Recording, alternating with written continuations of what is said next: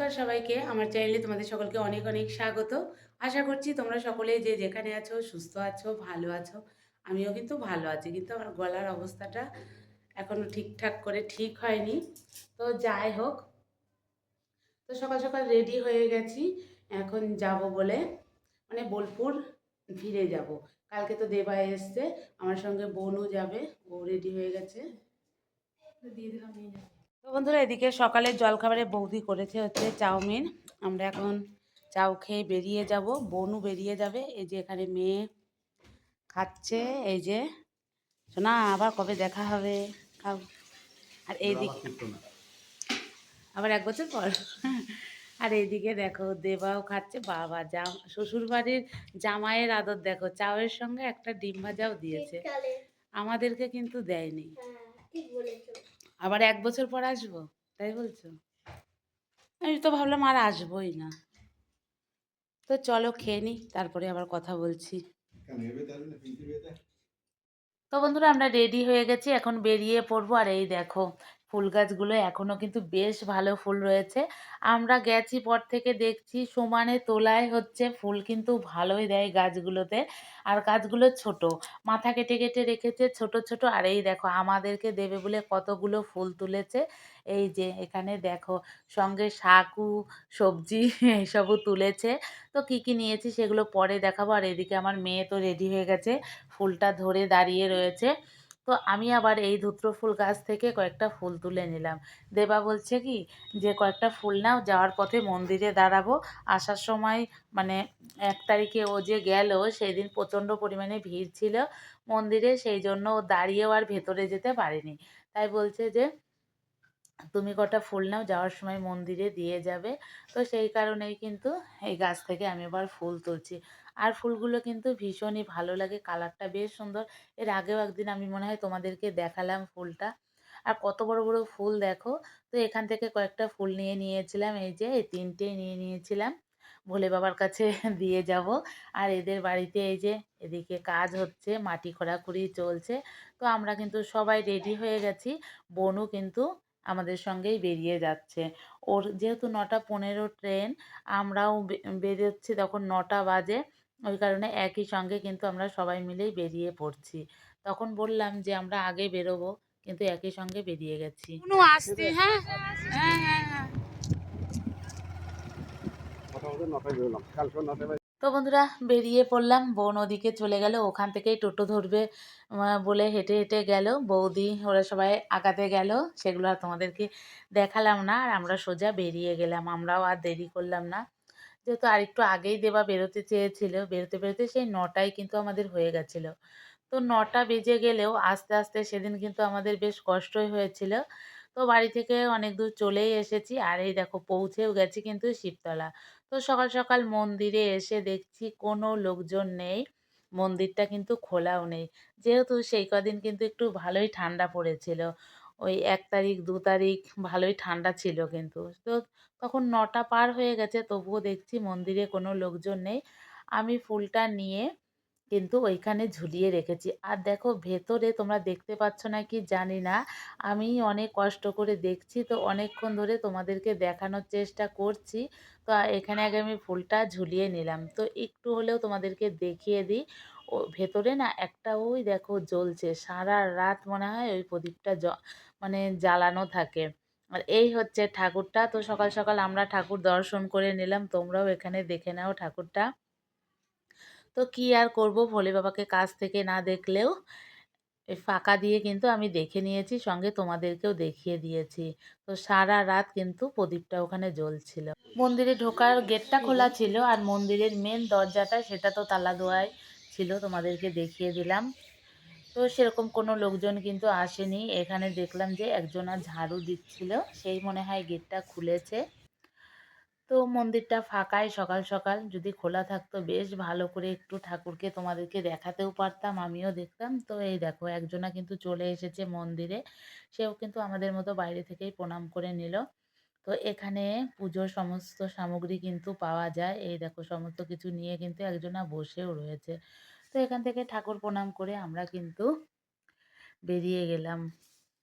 তো বন্ধুরা বেরিয়ে তো পড়েছি, আর আমাদের অবস্থা দেখো, অবস্থা দেখেই তোমরা বুঝতে পারছো যে কি পরিমাণ সেদিন হাওয়া লাগছিল। প্রচণ্ড পরিমাণে কষ্ট হয়েছিল আসার দিনে, যেরকম হাওয়া ছিল সেরকম ঠান্ডা লাগছিল।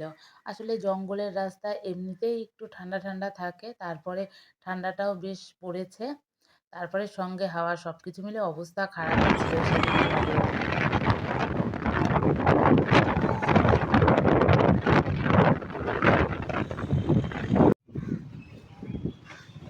এদিক দিয়েই তো যাবে, ওই সামনের রাস্তাটা দিয়ে, এই যে এইটা।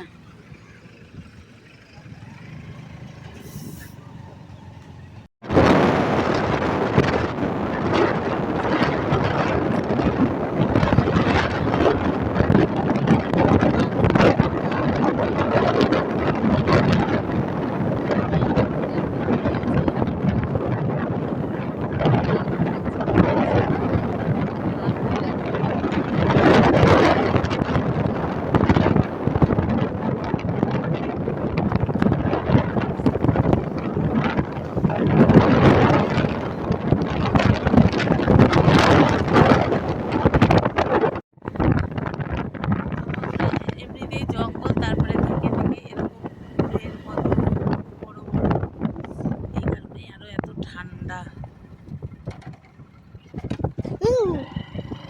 খুবই ভালো, কিন্তু প্রচন্ড পরিমাণে বাম্পার, একটু থেকে থেকেই বাম্পার। এমনিতেই গলার যা অবস্থা, তারপরে আজকে এই বাইকে গিয়ে আমি আর তোমাদের সঙ্গে তার ভিতরে কথাই বলতে পারবো না, তারপর অবস্থা হবে না শোনা। হ্যাঁ, তখন আমাকে কথা বলতে হবে। তখন ওকেই কথা বলবো। তারপরে আবার দেখো রাস্তায় কি পরিমাণে সেদিন মানে লরি চলছে। দেবা বলছে কালকে যখন ও যায় বলছে ফাঁকাই ছিল রাস্তায়। আমি বলছি কালকে সবাই মনে হয় পিকনিক করেছে সেই কারণে ফাঁকা ছিল। আজকে আবার রাস্তায় লরিগুলো চলছে। এই কারণেও একটু ধীরে ধীরে আমাদেরকে চালাতে হচ্ছিল। আর দেবা বলছিল প্রচণ্ড ওর হাওয়া লাগছিল, হাতে অবশ ধরে আসছিল, বলছে টানা আমি বাইক চালাতে পারছিলাম না। সেদিন আমরা জঙ্গলের রাস্তা দিয়ে এসে সত্যি ভুল করেছি মনে হচ্ছিল।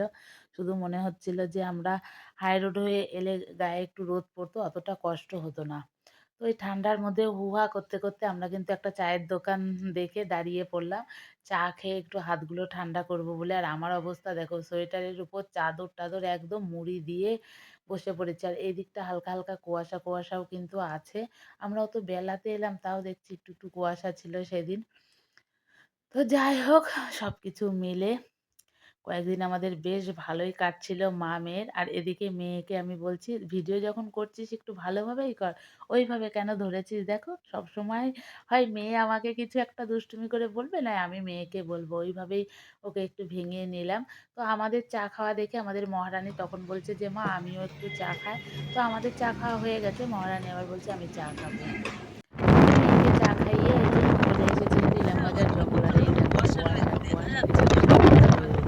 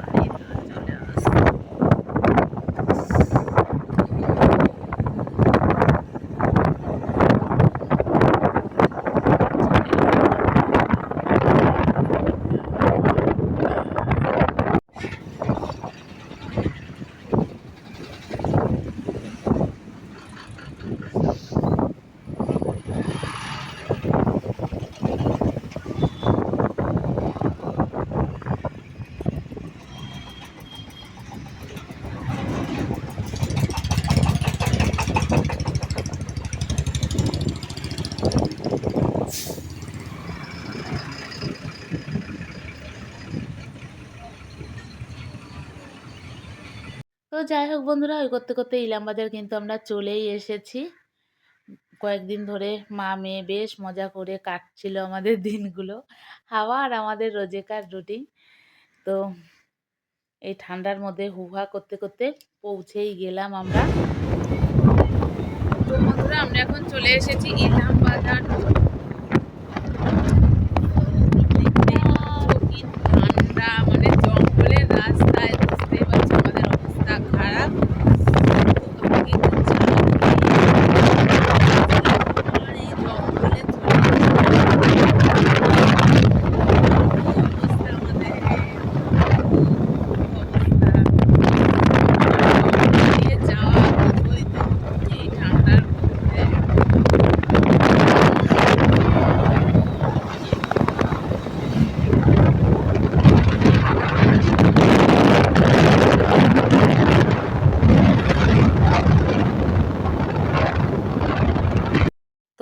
দেখতেই পেলে আমরা জঙ্গল, হাওয়া, ঠান্ডা, তারপরে গাড়ি সব কিছুকে অতিক্রম করে ফাইনালি কিন্তু বোলপুরে পৌঁছে গেছি।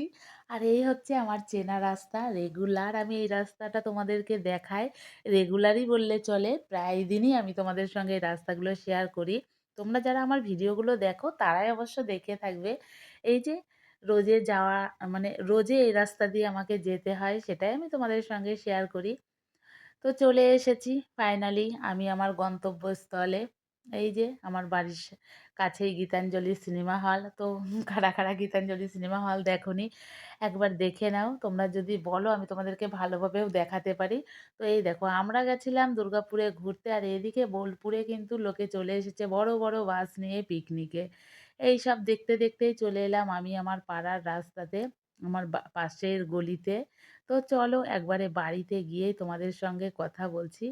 এই রাস্তাঘাট তোমাদেরকে অনেকবারই দেখিয়েছি, চলো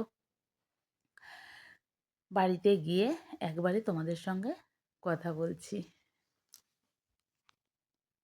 তো বন্ধুরা চলে এসেছি বাড়িতে। তো তোমাদেরকে তখন বললাম কি কি সবজি নিচ্ছি তোমাদেরকে পরে দেখাবো। তো এখানে রয়েছে পালং শাক, রয়েছে পুঁই মুচুরি, অনেকে পুঁইয়ের ফলও বলো। তো আর রয়েছে মটর শাক, ছিল মূলো শাক, ধনেপাতা, মূলো, আর ছিল লাউ শাক। আর সঙ্গে নিয়ে এসেছিলাম ফুল, সেটা তো আগেই দেখালাম। তো বাবা লাউ তুলেছিল কিন্তু আমাদের ব্যাগে জায়গা ছিল না বলে আমরা আনতে পারিনি। আমি যেহেতু শাক খেতে ভীষণই ভালোবাসি সেই কারণে শুধু শাকই নিয়ে এসেছি। তো বন্ধুরা চলে এসেছি একটু ছাদে। তো এই দেখো জারবেরা ফুলটা এখনো রয়েছে, আর এখানে দুটো কুড়ি বেরিয়েছে। সব কটা একসঙ্গে ফুটলে না বেশ ভালোই লাগবে। এই দেখো একটা কুড়ি বেরিয়েছে, আর এই যে পাতাটা। ছাদে চলে এসেছি, জামা কাপড়গুলো একটু অল্প কটা অন্তত কেচে দিই। তো বন্ধুরা জামা কাপড়গুলো একটু সার্ফে মাখিয়ে দিয়ে বসে রয়েছি মা মেয়ে মিলে একটু রোদে। এত ঠান্ডা লেগে গেছে, তো রোদে এসে বসে ভীষণই ভালো লাগছে। আর এদিকে আমার মেয়ে মনে হয় কান্না করছে। এসে পরে ও মা আমার ভালো লাগছে না, মন খারাপ লাগছে। যাওয়ার সময় খুব আনন্দ লাগে। কাঁদছে তখন থেকে এখানে বসে বসে। ওই দেখো কি হলো, দেখো ভাব দেখো। তো যাই হোক এখানে বসে বসে কান্না করছে। তো যাওয়ার সময় তো খুবই ভালো লাগে, আসার সময় মন খারাপ লাগে। 7-8 দিন বেশ আনন্দ মজা করে কাটলো। আবার তো স্কুল শুরু হয়েছে, পড়াশোনা করতে হবে না, সব কিছু শুরু করতে হবে। বোঝো না কেন শোনো? তো সবার জন্য মন খারাপ করছে। তো যাই হোক বন্ধুরা চলো আজকের মতো ভিডিওটা আমি এখানেই শেষ করব। আমার মেয়ের কান্না দিয়েই ভিডিওটা শেষ করছি। তো চলো আবার দেখা হবে নতুন ভিডিওতে। ততক্ষণের জন্য তোমরা ভালো থেকো, সুস্থ থেকো। চলো বন্ধুরা, টাটা।